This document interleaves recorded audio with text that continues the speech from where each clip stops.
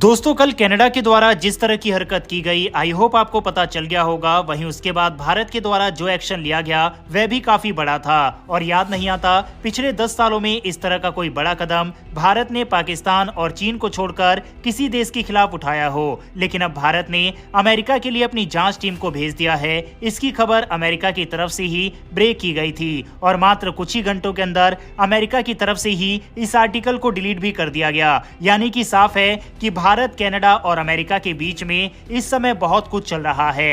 अचानक से आखिर कनाडा की तरफ से इस तरह के झूठे आरोप क्यों लगाए जा रहे हैं और भारत के खिलाफ टफ लाइन क्यों ली जा रही है, इसके पीछे क्या बड़े कारण है, इन सब के बारे में इस वीडियो में समझेंगे। साथ ही इसका इम्पैक्ट किस तरह से न सिर्फ भारत कनाडा बल्कि भारत और अमेरिका के रिलेशन पर भी पड़ने वाले हैं, इसके बारे में भी जानेंगे। काफी कुछ सीखने और समझने के लिए इस वीडियो में है, इसीलिए वीडियो को अंत तक जरूर देखिएगा। साथ ही चैनल पर पहली बार आए हैं और आपको फॉरेन पॉलिसी से जुड़ी वीडियोस पसंद है तो नीचे दिए गए सब्सक्राइब बटन को प्रेस कर बेल आइकन को जरूर दबा ले, जिससे हमारी डेली ऐसी वीडियो आप तक सबसे पहले पहुंच सके। तो चलिए शुरू करते हैं इस वीडियो को। दरअसल जैसा कि हम सब जानते हैं कि कनाडा के प्रधानमंत्री जस्टिन ट्रूडो ने हाल ही में एक बहुत बड़ा आरोप लगाया था कि भारत के एजेंट्स का हाथ कनाडा में खालिस्तानी नेता हरदीप सिंह निज्जर की हत्या में हो सकता है।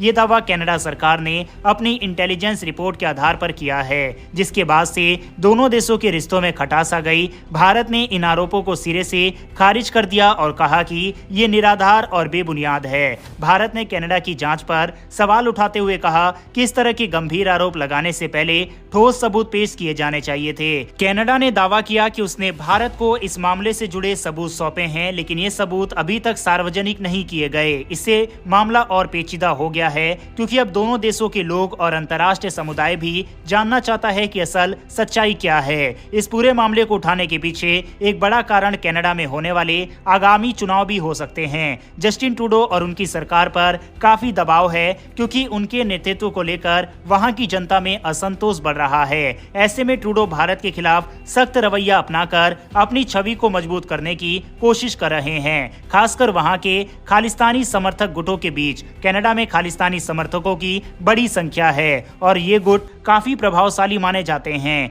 जस्टिन ट्रूडो की पार्टी के लिए इनका समर्थन महत्वपूर्ण है, इसीलिए वे इन गुटों को खुश करने के लिए भारत के खिलाफ कड़े कदम उठा रहे हैं। लेकिन इस कदम का असर कनाडा और भारत के रिश्तों पर बहुत ही नकारात्मक रूप से पड़ रहा है। भारत ने कनाडा के इन आरोपों को न केवल खारिज किया है बल्कि इस पर कड़ी प्रतिक्रिया भी दी है।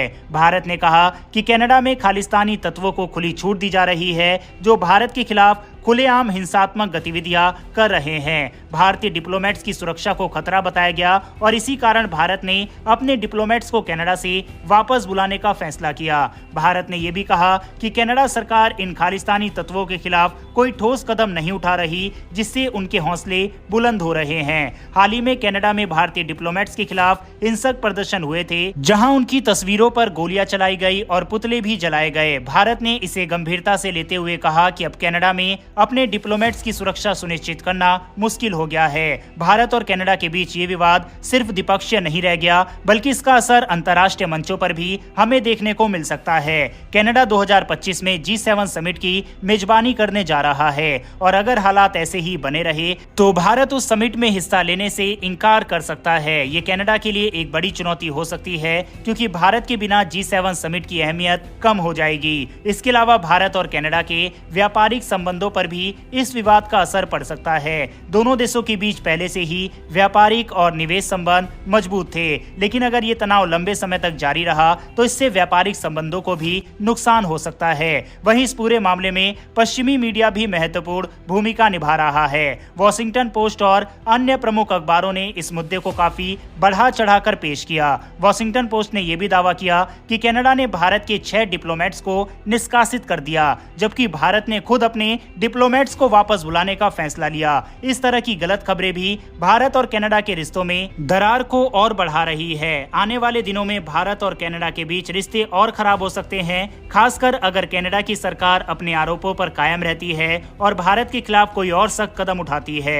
हालांकि भारत ने अब तक संयम से काम लिया है और कोशिश की है कि मामला और ना बिगड़े, लेकिन कनाडा की सरकार की ओर से अगर और आरोप लगाए गए तो भारत को भी और सख्त कदम उठाने पड़ सकते हैं। हालांकि अगर कनाडा में सरकार बदलती है तो हो सकता है कि हालात सुधर जाए, लेकिन फिलहाल इस विवाद के जल्द सुलझने की उम्मीद कम ही दिखाई दे रही है। भारत और कनाडा के रिश्तों को सुधारने के लिए दोनों देशों को बातचीत के जरिए समाधान निकालने की कोशिश करनी होगी, लेकिन ये तभी संभव है जब कनाडा अपनी राजनीति से परे हटकर इस मामले को गंभीरता से ले। इतना ही नहीं, कनाडा के प्रधानमंत्री इतना नीचे गिर गए हैं कि अभी हाल ही में आसियान समिट हुआ था, उस दौरान भी उन्होंने प्रेस कॉन्फ्रेंस करके ये बताया था कि उन्होंने खालिस्तान के मुद्दे पर भारत के प्रधानमंत्री नरेंद्र मोदी से काफी डिटेल चर्चा की, जबकि भारत की तरफ से साफ किया गया कि भारत के प्रधानमंत्री और कनाडा के प्रधानमंत्री के बीच में ऐसी कोई मुलाकात नहीं हुई और इस तरह के किसी भी मुद्दे के ऊपर कोई बात नहीं हुई। साफ है कि इस तरह की घटना से ये पता लगता है कि कनाडा के प्रधानमंत्री भारत के खिलाफ बोलकर अपने खालिस्तानी समर्थकों को खुश करने की कितनी कोशिश कर रहे हैं। वहीं पर दोस्तों दूसरी तरफ अमेरिका की तरफ से यह न्यूज ब्रेक की जाती है कि आज भारत का इंक्वायरी पैनल अमेरिका विजिट करेगा। आप बाकायदा रेफरेंस के लिए इसका भी आर्टिकल अपने स्क्रीन पर देख सकते हैं। दरअसल अमेरिका की तरफ से यह बताया गया कि पिछले साल अमेरिकी अधिकारियों ने भारतीय नागरिक निखिल गुप्ता पर आरोप लगाया था कि वह एक साजिश के तहत खालिस्तानी नेता गुरपवंत सिंह पन्नू की हत्या करने की योजना बना रहा था। ये आरोप न्यूयॉर्क में पन्नू को मारने की साजिश से जुड़े थे।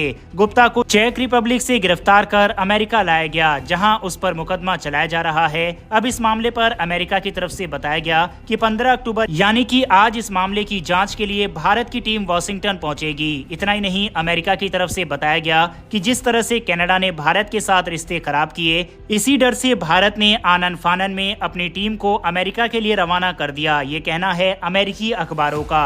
लेकिन इस मामले पर भी भारत की तरफ से जैसे ही रिएक्शन सामने आया, अमेरिका के न्यूज चैनलों ने अपने इन आर्टिकल्स को मिटाना शुरू कर दिया।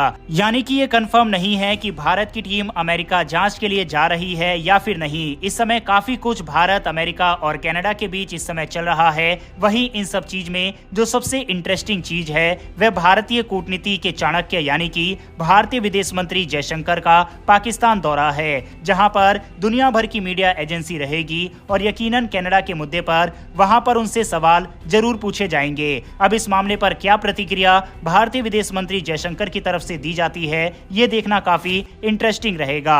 आने वाले 2 से 3 दिन भारत की कूटनीति के लिहाज से काफी अहम रहने वाले हैं। एक तरफ भारत को कनाडा और अमेरिका को हैंडल करना है, तो दूसरी तरफ एससीओ समिट के लिए भारतीय विदेश मंत्री पाकिस्तान में रहेंगे।